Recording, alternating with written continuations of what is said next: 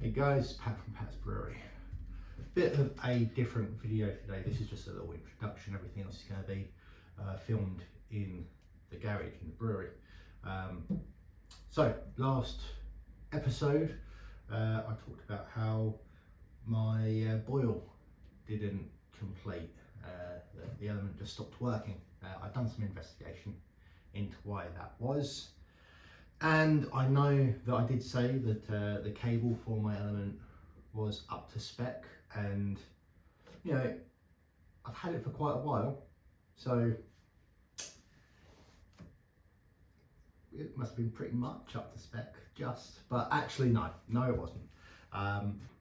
Yeah, the cable that I was using, or the wire that I was using, really should have been a bit thicker, but and yeah, so burnt through.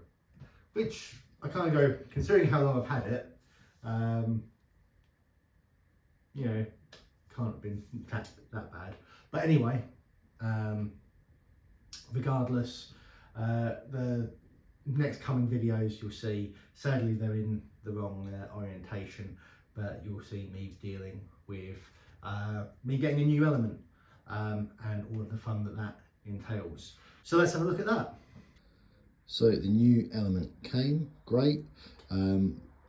Because the original element, a little bit different. I got the original element from the malt miller, and the malt miller's tri-clamp, which is different to most others, is 2.5 inches.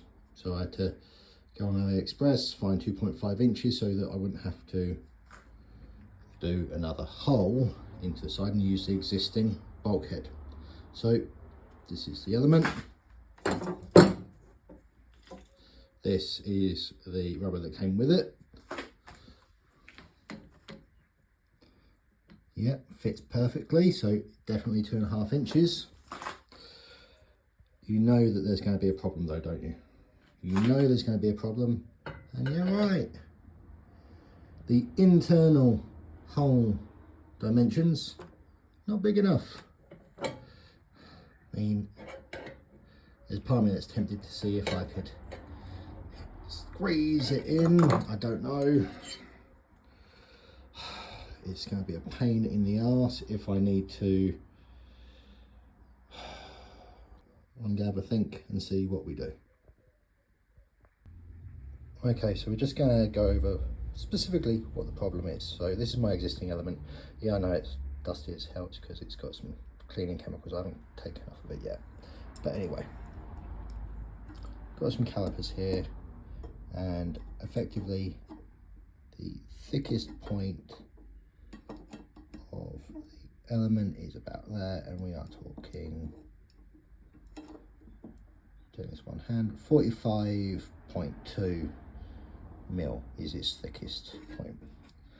Unfortunately, our new element, its thickest point, apologies if you can't see this very well,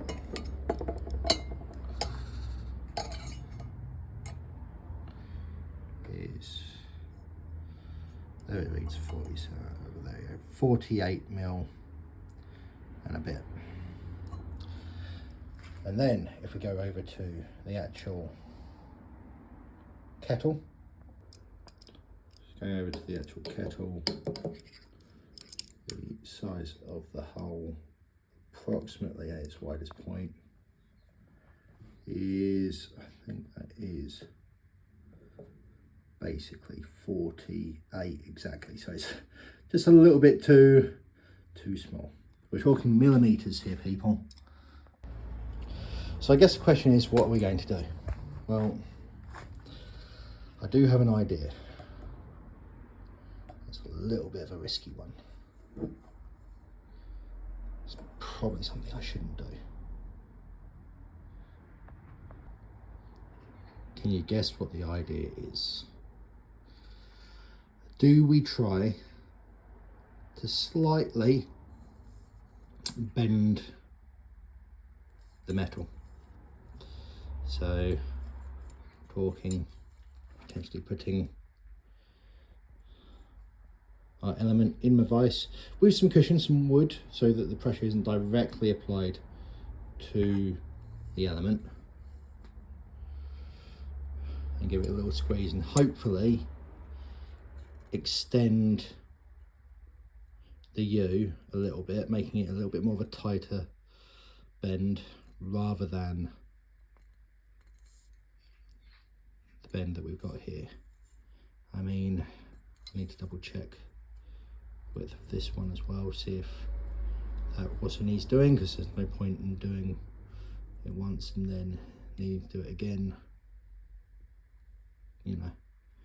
But that's what's going on in my head. So we've done it. I needed all my hands, so no filming of it, but basically using some wood, I applied a little bit of force to the very end, just the smallest bits. You can actually see on this bit of wood here how I think actually the wood dented more than any actual changes to the thickness of the element. But our main friend, Mr. Petroleum Jelly, was applied to inside and there, so I will need to give it all a good wipe down and a rinse. But we are in, it ain't coming out anytime soon, so with regards to cleaning, it's going to be mainly, you know, unhooking and kind of cleaning around on both bits, you know, if needed. But in general, chemical cleaners tend to do what's needed. But hey, we're in. That's what she said. Okay, so we are wired in. There wasn't an earthing connection, so I have had to do a little bit of a bodge and actually just had the earthing wire kind of pop out and connect to the externals, which is fine. It's all good. Let's just double check. No, we're all good there. Shouldn't joke. We've got power going to it. You can see that there are bubbles forming on the element, so that's all good. Happy that that's working. I'm going to stop this there. I have noticed one other problem, that at some point I have cracked my sight glass, which is there, which is always fun. Now hopefully I can cut this without creating further cracks, because obviously I've got a little bit of extra height. Sadly, at the top I've also got cracks, so I've got to try and work out what's the best way of breaking this down, or do I end up just working out another way of doing the measurements? I don't know, but that will do for now. Wasn't that fun? So if you're still here, yeah, looks like we are back up and running. Still some things to do with regards to tidying things up. I did get the sight glass sorted, if you're wondering, and thanks for staying to the end of the episode. If you're noticing that there is something missing, there will be a follow-up video, because I've currently got it disassembled on the table, and we're just going to give it a clean, but I'll take some footage of that as well, so that those of you that are interested can see the insides of a beer engine. Till next time guys, it's been Pat from Pat's Brewery. Cheers.